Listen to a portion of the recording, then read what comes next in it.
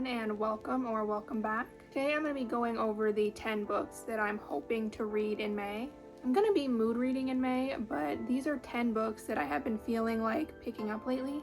I've been really wanting to continue series and also get to some of these newer releases that I've been hearing people rave about. And there's also just a few that have been on my TBR for a while and I'm feeling like I want to get to them. But let's just go ahead and start with book 1, which is Rights of the Starling by Devney Perry. And this is the second book in the Shield of Sparrow series. And in book 1, we follow Odessa, who is a princess. Odessa's sister has been training her whole life to be the Sparrow. And the Sparrow is a princess who is married off to another kingdom to fulfill a treaty, the Shield of Sparrows Treaty.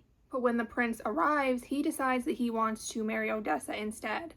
And she has to quickly adapt and learn all of what being the Sparrow actually entails. There's also the threat of monsters, especially the Crux migration. And the Crux are like these giant vicious birds that are going to be migrating, and this migration has historically been a very deadly event. I loved the first book in the series and I have been dying to get to this one since it came out in April, and this is one that I will say I will almost definitely be reading this month. I love the tension that the monsters bring. It just adds a bit of like fun and excitement. And the first book left off on a crazy cliffhanger that I'm really wanting to learn more about. The second book is The Tainted Cup by Robert Jackson Bennett.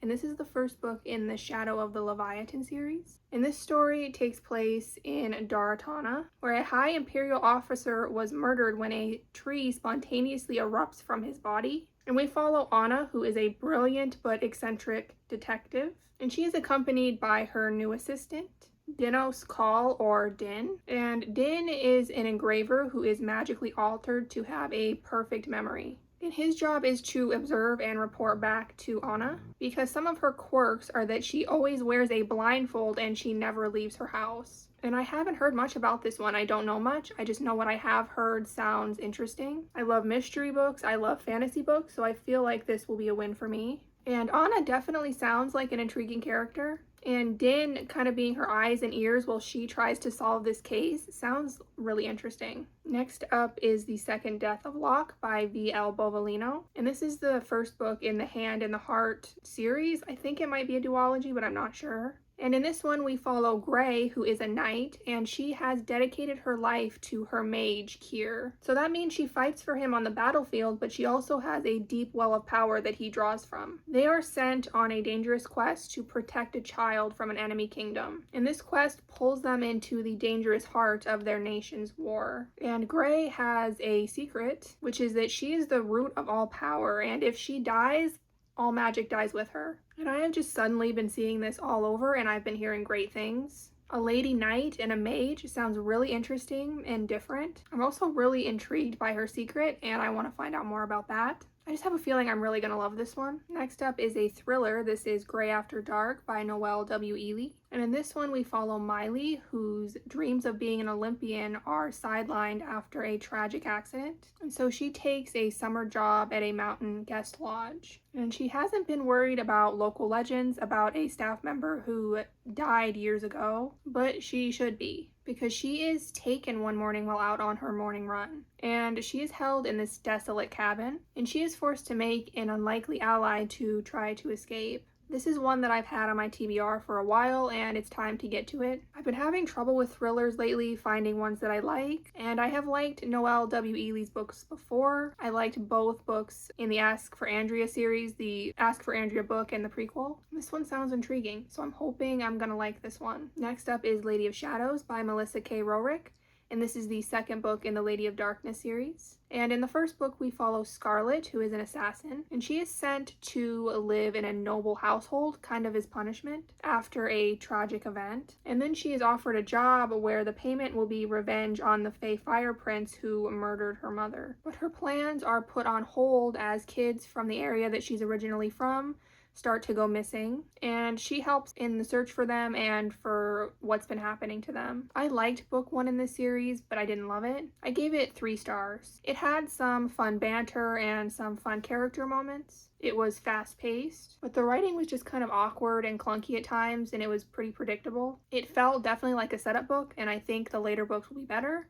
so I am excited to continue the series. The next book is Spring of Ruin by J.L. Vampa, and this is the third book in the Sister Solstice series. And in the first book, Autumn of the Grimoire, we follow Sister Autumn, or Agatha is her name, and it is Agatha's turn with the grimoire, which each sister takes during her season and has to follow its orders. And the grimoire has historically always given Agatha terrible tasks like starting wars, plagues, and this time it tells her to go to a kingdom and marry the prince there. And then once she's there, she uncovers some dark secrets and kind of gets wrapped up in everything. I really like book 1. Book 2 was even better, so I'm hoping that that trend will continue and this one will be even better. The characters in this story have really grown on me. I find the plot really interesting, and the last book ended on a cliffhanger, so I really want to continue this one soon. I've been wanting to get to each book during its season, so I'm hoping to get to this spring book pretty soon. Then I have Heir of Fire, and this is the third book in the Throne of Glass series by Sarah J. Maas. And in the first book, Throne of Glass, we follow Selena, who is an assassin, and she has been caught and imprisoned in Endovir, where she is meant to spend the rest of her life. And then one day, the prince and the captain of the guard show up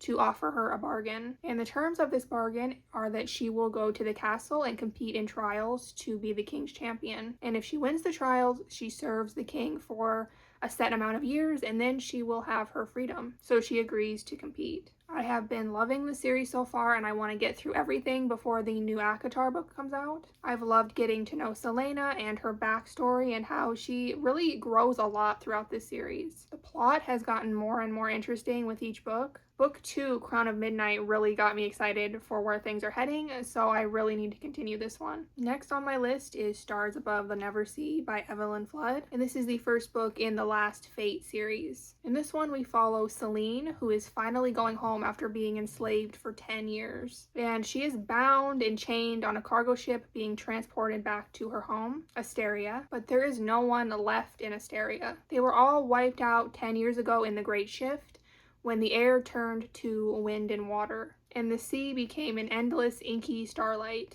And then we have Callan, whose singular goal is survival and keeping the people he cares about safe. And to do so, he follows orders to transport desperately needed goods across the Neversea. And the Neversea is made entirely of starlight. And falling off of your ship while sailing over the Neversea would mean falling into unending night, which sounds horrifying. And honestly, I haven't really heard much about this one, but it sounds like something I'm really gonna like, a potential 5-star even, honestly. This one mentions found family in the synopsis, which is usually present in my 5 stars. And this sounds really unique with this endless sea of night sky. I'm really curious to find out more about the Great Shift and what that's all about. This sounds really interesting, and I'm hoping I'm really gonna love this one. Next up is Silvercloak by L.K. Stephen, and this is the first book in the Silvercloak saga. And in this, we follow Saffron, whose parents were murdered by the Blood Moons 2 decades ago. And she lies her way into Silvercloak Academy, where all of the city's elite detectives are trained. And she is hoping that this will help her bring the Blood Moons to justice. And she is caught, but rather than throwing her out, they give her the rare opportunity to go undercover and infiltrate the Blood Moons and take them down from the inside. I have been seeing this get mentioned more and more lately. People seem to really like it,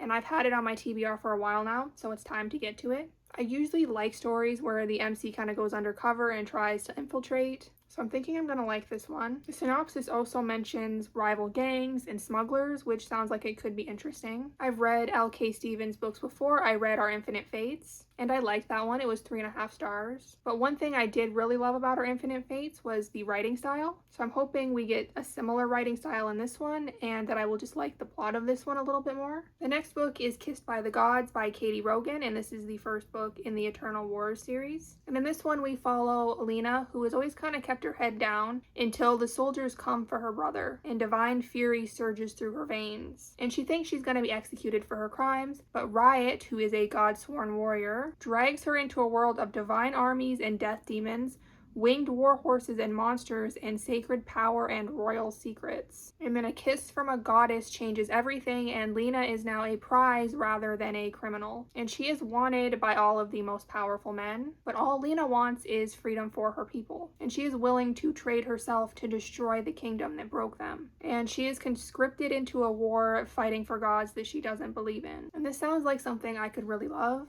It sounds like she will be trying to take down a corrupt system. Monsters are mentioned in the synopsis, which I love. We have these gods that also intrigue me, a war going on. It sounds really interesting. And I've been seeing this one pop up more and more, so I'm excited to read it for myself. But those are all of the books that I am hoping to read in May. Let me know in the comments what books you're hoping to get to in May. I will leave my Instagram and my Goodreads in the description if you're interested. I would really appreciate it if you checked them out. But I hope you enjoyed this video, and if you did, please leave a like and subscribe. I would really appreciate it. And I hope to see you all in the next one.